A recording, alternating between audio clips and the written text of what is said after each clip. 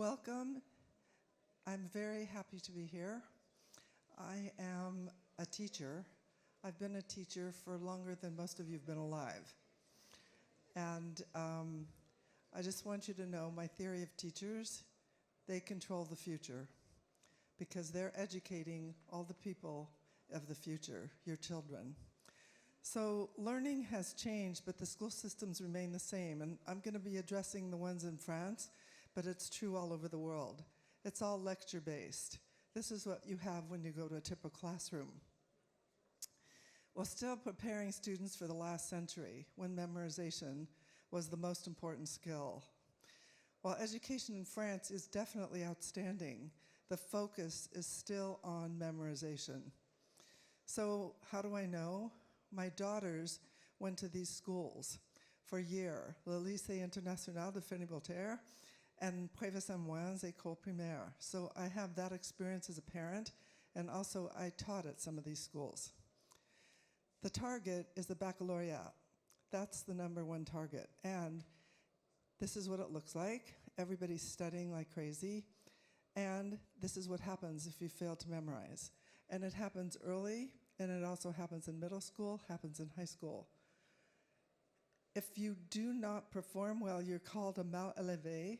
Teachers don't hesitate to humiliate students. It happens all the time. My poor daughter Anne was one of those kids because she couldn't speak French when she first entered this class, so she was considered the worst. Too much emphasis today on following the rules, a lot of following the rules. And if we talk about that guy that was here, Joe Schoendorf, he talked about regulations and how we're following the regulations. One of the reasons we're doing that is because that's how you're trained in school. You're humiliated if you don't follow the rules. So Einstein said we cannot solve our problems with the same thinking we used when we created those problems. So if we have a problem, one of the problems is we're using the same thinking. So the top 10 skills for the workforce today, these are the number one skills according to a LinkedIn study. Complex problem solving is number one, critical thinking and creativity. And the question is, how do you get creative people when all they're doing is following the rules? Where is creativity? So how do you learn these skills? You have to learn them as a child, by the way. It's just like skiing and like swimming and all those things. If you want to become really proficient, you have to learn them early. So what I suggest in all the schools, and this is worldwide, not just in France, is what I call 20% time. Give 20% of the time where students are doing self-directed learning, because that way you're teaching that skill, at least in 20% of the program. So experience in the classroom is the greatest teacher. Experience is truly the greatest teacher, and that's what you get when you do self-directed learning. Let them make some mistakes in school. Let's not keep teaching to the baccalaureate. Independence and experience equal creativity, because you get to make mistakes, and then you learn from those mistakes, and then you're willing to take a risk.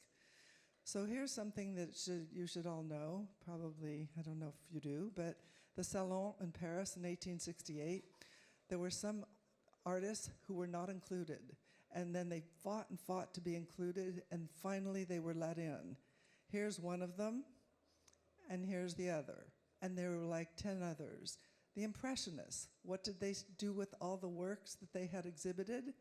There, they all went basically to the room where they were all thrown away. Well, of course they didn't throw them away, but they were not respected.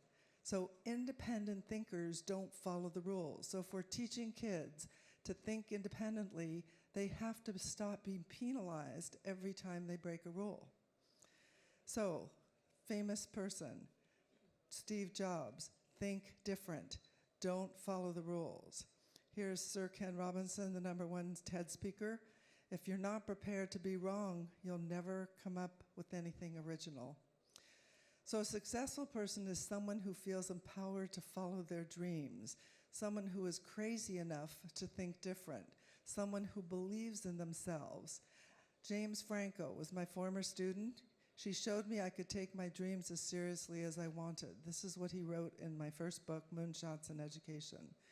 This is a popular book, #1 in America, The Subtle Art of Not Giving a F-U-C-K. Okay. Ray Dalio, a great #1 investor, he says, doing things that matter to people is important in life, a purpose in life. The golden ticket that money can't buy, purpose in life. So what you want to do is have at least 51% of the time when you're in control, or at least you feel like you're in control, and you want to have successful relationships. We all know social emotional skills are critical. You don't want to hire that person no one can work with. Trust and belief in yourself. The first person you have to believe in is yourself, and you also have to forgive yourself. You have to have the courage to take a risk, but the courage to forgive yourself when you make a mistake. How do you achieve this? Well, this is a book I wrote that just came out in May. It's a bestseller on Amazon in the United States and UK. It's called How to Raise Successful People, TRIC. TRIC stands for Trust, Respect, Independence, Collaboration, and Kindness. And I tried it out on my first little guinea pigs, my children. And here, I did it both at school and at home because I am a teacher, so I tried the same thing in both places. Here are my children when they were little. There's 3 of them, Susan, Janet, and Ann. Here they are today. I don't know if any of you know who they are, but this method worked on them. Susan is the CEO of YouTube. Janet is a professor of pediatrics at UCSF Medical School, and Ann is the founder of 23andMe, the personal genetics company. So clearly something worked on them. So in school, mastery of learning is the way I do it. You don't get a grade until you master it. So stop punishing the kids to such a degree. They make a mistake the first time, let them redo it. We stigmatize mistakes, and now we're running the national education systems where mistakes are the worst thing you can make. And we're asking for people to be innovative. How is that going to work if you teach kids not to make mistakes all the time? So what we can do, testing creates the problem. We can cut down on the testing. Teachers are still teaching to the test. We can also change the test. That's a good way to do it.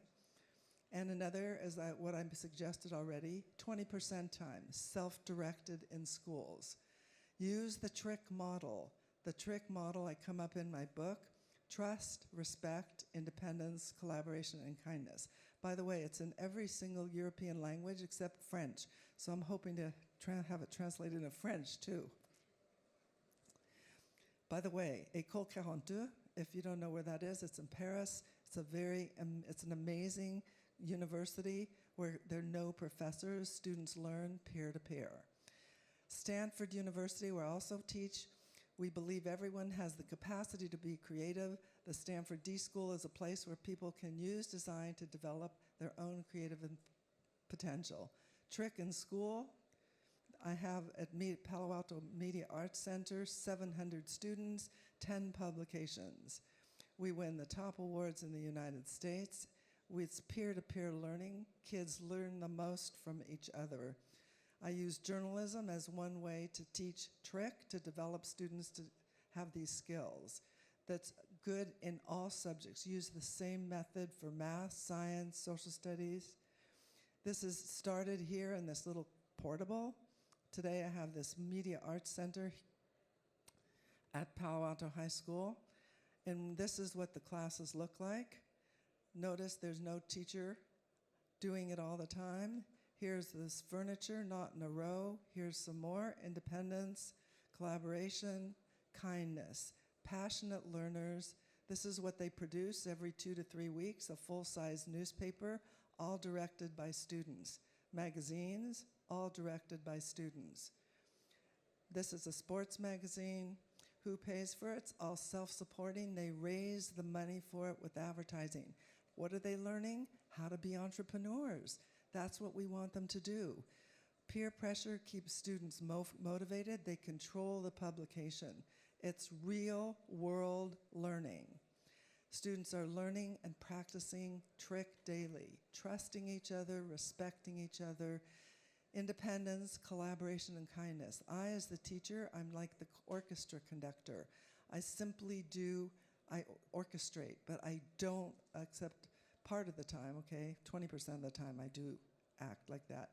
So let's make French schools ready for the digital age. Let's follow what President Macron said last night. Let's not over-regulate. Let's give kids an opportunity to use trick in their lives and in their education.